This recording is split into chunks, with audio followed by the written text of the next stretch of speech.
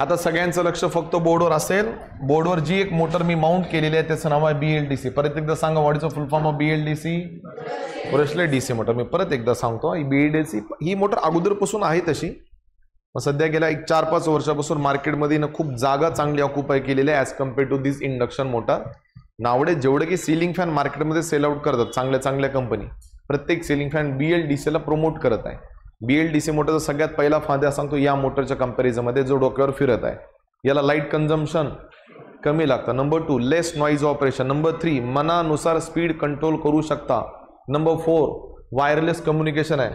Number 5 ही पूर्ण motor by using module electronic controller control केली जाते, म्हणजे आपण या मोटरला कसं पण फिरू शकता. नंबर 6 वेट कमी आहे. Number 7 torque to speed ratio कमी आहे. नंबर 8 कॉम्पॅक्ट साईज आहे, एवढं काही वजन द्यायची गरज नाही. सो सांगण्याचं तात्पर्य काय, DC मोटरमध्ये सध्या ट्रेंडिंग मोटर आहे ज्याला BLDC मोटर असं म्हणतात, कॉल्ड एज ब्रशलेस. आता सगळ्यात पहिला प्रश्न असा पडतो की ब्रशलेस का म्हणता. नॉर्मली जेवढ्या काही DC मोटर बघितल्या तुम्ही, कधी पण आर्मेचरला बघितलं असेल ना, आर्मेचरचा सिम्बॉल ड्रॉ करताना आपण इकडे कार्बन ब्रश दाखवतो, इकडे कार्बन ब्रश दाखवतो. असं का? कारण DC मोटर ही सेपरेटली एक्साइटेड असो की सेल्फ एक्साइटेड असो, आपण आर्मेचरला सप्लाय देताना, म्हणजे आपण फिरणाऱ्या वस्तूला सप्लाय द्यायचा असेल तर विदाउट कार्बन ब्रशेस तुमच्याकडे दुसरा ऑप्शन नाही. पण तो विषय तर तुमचा मिटला का? कारण इथं पूर्ण रोटरच तुमचा कशापासून बनलेला आहे? Permanent magnet. याचा स्टेटर बाकी मोटर सारखाच आहे, काही वेगळं नाही. मग ते परमनंट मॅग्नेट सिंक्रोनस मोटर असो, व्हेरिएबल रिलक्टन्स सिंक्रोनस मोटर असो, त्यांच्यासारखा स्टेटर आहे. फक्त रोटर पूर्णपणे कशापासून बनलेला आहे? परमनंट. आता रोटर ऑलरेडी परमनंट मॅग्नेट पासून बनलेला आहे. सो तुम्हाला ऑलरेडी याच्यात पोल बनवायची गरज, पोल की मॅग्नेटिक पोल, म्हणजे मॅग्नेटिक पोल ऑलरेडी तयार आहेत. सो ही मोटर सिंगली एक्साइटेड आहे. एक त्याला बाहेर सप्लाय द्या, नाही तर आतमध्ये. सध्या आपण कुठं सप्लाय दिलाय? स्टेटर की स्टेटर वाइंडिंग. कन्स्ट्रक्शनमध्ये मी तुम्हाला लिहून दिलं की ह्या मोटरमध्ये किती फेज वाइंडिंग आहेत? 3 फेज. मुलांना वाटतं फेज म्हणजे AC सप्लाय का? नाही. आता सांगतो ही मोटर कशावर ऑपरेट होते. तर विचार करा, ही मोटर इलेक्ट्रॉनिक कंट्रोलरच्या मदतीने ऑपरेट केली जाते. जेवढे की इलेक्ट्रॉनिक कंट्रोलर आहेत सगळे बऱ्यापैकी कशावर चालतात? DC. आता मी तुम्हाला थोडं कन्स्ट्रक्शन सांगतो. स्टेटर को डिफरंट 3 पोल्स. पोल म्हणजे 3च पोल. कसं काय? तसे पोल नंबर ऑफ वाढतील तेवढा तुमचा फायदा आहे, माहिती आहे ना. पोल वाढली की वाइंडिंगचे चान्सेस पण वाढतील. कुठल्या वाइंडिंगला कधी एक्साइट करायचं ह्याची प्रोबॅबिलिटी पण वाढेल. जेवढे स्टेटरचे नंबर ऑफ पोल वाढतील ना, तेवढं त्या मोटरची स्पीड स्मूथली रोटेट होईल. सध्या मी पोल किती दाखवलेत? फक्त 3. काही काही गुगल टीकामध्ये 6 दाखवलेत, काही ठिकाणी 12 दाखवलेत, काही ठिकाणी 18 दाखवलेत. जेवढे पोल स्टेटरचे तुम्ही वाढवता ना, तेवढं त्या मोटरला फायदा होतो. पण कसं आपल्याकडे एवढा वेळ नसतो, मग आपण किती पोल दाखवले? या पोलवर एक वाइंडिंग माउंट केली, called as A, called as B, called as C. त्या वाइंडिंगचा एक पार्ट जो आहे सगळ्यांना कनेक्टेड आहे. का? कारण करंट तर पास झाला पाहिजे ना. पण त्यांचा दुसरा जो पार्ट आहे तो मॉड्यूल सोबत कंट्रोलर असतो. मॉड्यूल म्हणजे काय? याला कोण एक्साइट करणार, कधी एक्साइट करणार ते कंट्रोलर डिसाइड करणार. याला कधी एक्साइट करायचं कंट्रोलर डिसाइड करणार. याला कधी एक्साइट करायचं कंट्रोलर. तुम्हाला मग सर याचं वर्किंग कशावर डिपेंड आहे? याचं वर्किंग डिपेंड आहे little bit RMF. What is the full form of RMF? Rotating magnetic field. It's working is little bit also depends on which locking mind. आता थोडं वर्किंग समजून घेण्यासाठी एक माझ्याकडे लक्ष द्या. वाटलं तर मी इकडे सांगतो, तुम्हाला लक्ष देऊ नये का? सर ही डायग्राम ड्रॉ केलं पहिले मी इथं सांगतो, लक्ष द्या. आता मी काय करता बघा, समजा एक इनपुट सायकल आहे. त्या डायग्रामला थोडं साईडला ठेवू आपण. आता इलेक्ट्रॉनिक कंट्रोल मला सायकल तर येणारच ना. This is the first one, this is the second one, and this is the third one. कंट्रोलरच्या मदतीनं गुट्टे सरांनी काय केलं? पहिल्या वाइंडिंगला एक्साइट केलं. This is called as a winding A, called as a winding B, and called as a winding. पहिल्या वाइंडिंगला एक्साइट केलं म्हणजे पहिल्या वाइंडिंगला हाय सिग्नल दिला ना. हाय सिग्नल दिला की या वाइंडिंग मधून करंट पास झाला, वाइंडिंग एनर्जाइज झाली. वाइंडिंग एनर्जाइज झाली म्हणजे ही पूर्ण जे स्ट्रक्चर आहे काय म्हणून बिहेव करतं? वेट मॅग्नेट की इलेक्ट्रोमॅग्नेट? That's the point. आता समजा हा इलेक्ट्रोमॅग्नेट आहे, राईट हँड ग्रिपिंग नुसार रूल नुसार हा एक N पोल बनवेल, नाही तर S पोल. उदाहरणार्थ याने पोल बनवला S पोल. कोणता? हा कोणता पोल आहे? लवकर कोणता मॅग्नेट?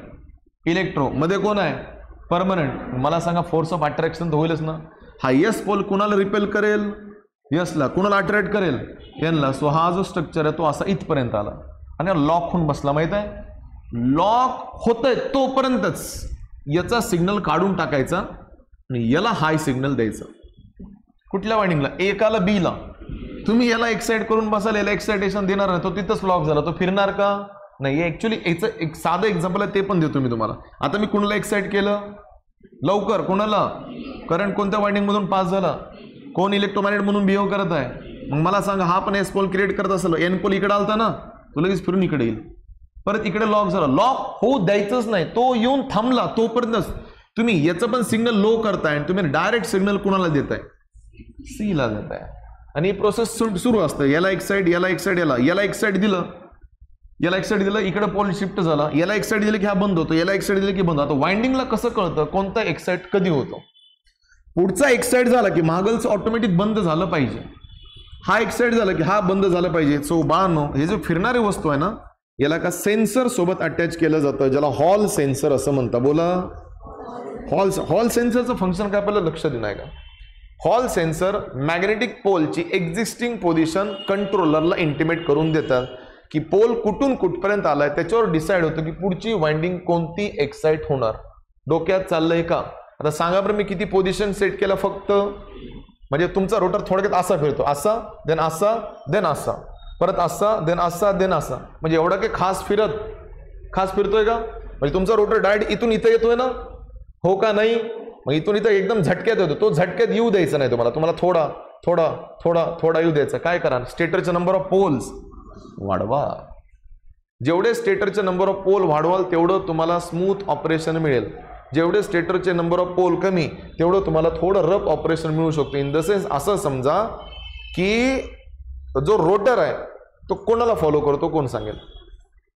स्टेटरला ना. स्टेटरने मॅग्नेटिक फील्ड बनवली, नीट बघा. ही मॅग्नेटिक फील्ड इकडे गेली, इकडे गेली, इकडे गेली, इकडे गेली, इकडे गेली, चालत राहणार चालत राहणार चालत राहणार, called as rotating magnetic field. असं समजा की एखादी गाढव आहे थोडक्यात, नाही एक्झाम्पल ऐका बरं. आणि गाढवला समजा एखादी खायची वस्तू दिलेली आहे, आपण काय केलं, त्याच्या गळ्यामध्ये एक मोठा रॉड बांधला आणि त्या रॉडच्या समोर ते व्हेजिटेबल्स आपण लटकवले. तर गाढव तो प्रयत्न करत ना ते व्हेजिटेबल्सला खायचा. गाढव चालत राहणार चालत राहणार चालत राहणार, व्हेजिटेबल्स त्याला कधीच भेटणार? तो गाढव म्हणजे जो आहे ना तो रोटर आहे बरं. म्हणजे व्हेजिटेबल्स म्हणजे आहेत ती stator winding. In the sense या वाइंडिंग कोणाला फिरवत आहे? रोटरला फिरवत आहे, जे लाईफ टाईम चालत राहतात, जोपर्यंत सप्लाय तुम्ही त्याला कंटिन्युअसली देत आहेत. मग तुम्ही म्हणाल गुट्टे सर याला थोडं ॲनिमेटेड फॉर्ममध्ये सांगता येईल का? ते 1-2 डायग्राम दिसल्या मला तिथं, त्या डायग्रामचा थोडा फायदा घेऊ आपण.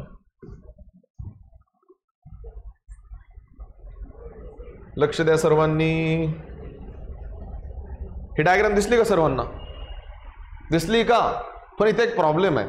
या डायग्रामचा प्रॉब्लेम काय माहित आहे का? स्टेटर कसा आहे? Permanent magnet. आणि रोटर कसा आहे? इलेक्ट्रोमॅग्नेट. असू द्या ना, चेक करा. हा एक्साइट झाला, हा लॉक झाला, हा लॉक झाला, हा लॉक. कोण फिरत सांगा बरं? मधला पार्ट फिरता का बाहेरचा पार्ट? बाहेरचा फिरत आहे, मधला फिरत. कारण इथं तुम्ही रोटरला एक्साइट करताय आणि स्टेटरला फिरवता. फरक कळाला? म्हणजे चेक करा, इथे ऍडजस्टंट पोल एक्साइट होत आहे ना, कारण इथं नंबर ऑफ पोल कमी केले का वाढवले? तुम्ही वाढवले. समजा 3 पोलची डायग्राम दाखवायची का तुम्हाला? हे बघा, ही आहे 3 पोलची. सेम हीच डायग्राम ड्रॉ केली ना आपण. हे बघा, एक्साइटेशन. तुम्ही एकाला एक्साइट केले की दुसऱ्याला लगेच बंद करताय आणि पोल कंटिन्युअसली काय होत आहे? फिरत आहे. डोक्यात चाललंय का? सांगा बरं, याची वर्किंग साध्या भाषेमध्ये कसे सांगता येईल? कुठल्या वाइंडिंगला सप्लाय देता आपण? स्टेटर. स्टेटर वाइंडिंगला डायरेक्ट सप्लाय दिला जातो by using which controller? Electronic controller. Electronic कंट्रोलच्या मदतीनं कुठल्या वाइंडिंगला किती पल्स द्यायचं कंट्रोलर डिसाईड करतं. जेवढ्या नंबर ऑफ वाइंडिंग्स वाढल्या तेवढ्या सायकल्स पण वाढल्या. तात्पर्य काय? तुम्ही वेगवेगळ्या वाइंडिंगला, समोरच्या वाइंडिंगला एक्साइट करा, जा मागलचे बंद करा, एक्साइट करा बंद करा, एक्साइट करा बंद करा. एक्साइट केल्यानंतर मागलच्या वाइंडिंगचा सप्लाय बंद करायचा का नाही हे सेन्सर डिटेक्ट करतं. जे सेन्सर फिरणाऱ्या वस्तूसोबत ॲज अ ॲक्च्युएटिंग फॉर्ममध्ये लावले जातात त्याला कोणते सेन्सर म्हणतात? Hall sensor. आणि हॉल सेन्सर कसे असतात? हे समजा पूर्ण मोटर आहे, इकडून एक कवच असतं ना आणि इकडून एक कवच असतं बघा. मोटरला झाकण असतं ना दोन्ही साईडने, त्या इनवेलपला मधून सेन्सर लावले जातात. इनवेलप कळतं ना, त्या सेन्सर डिटेक्ट करतं की रोटरची एक्झिस्टिंग पोझिशन काय. एक्झामला 2 मार्काला क्वेश्चन येतो, state the function of Hall sensor in BLDC. Answer सांगा. BLDC मध्ये हॉल सेन्सरचं काम काय?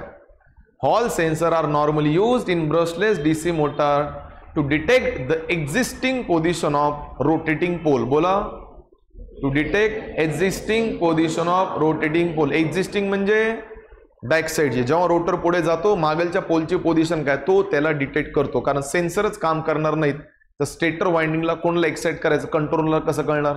सो सेन्सरचं काम आहे एक्झिस्टिंग पोलची एक्झॅक्ट पोझिशन डिटरमाइन करणं. Is that clear. मी आधीच बोललो त्याचं कन्स्ट्रक्शन कोणासोबत मॅच करतं, परमनंट मॅग्नेट सिंक्रोनस मोटर. वर्किंगमध्ये कुठले दोन वर्ड दिसले पाहिजे, रोटेटिंग मॅग्नेटिक फील्ड आणि दुसरा magnetic locking between stator pole and rotor pole. Stator इथं कसा आहे ॲज अ इलेक्ट्रोमॅग्नेट आणि रोटर कसा आहे परमनंट. मधला पार्ट बाहेर घ्या, बाहेरचा पार्ट मधलं घ्या, मध्ये घ्या, काही फरक पडत. अंडरस्टँड. नेक्स्ट लाईन वर्किंगला फास्ट.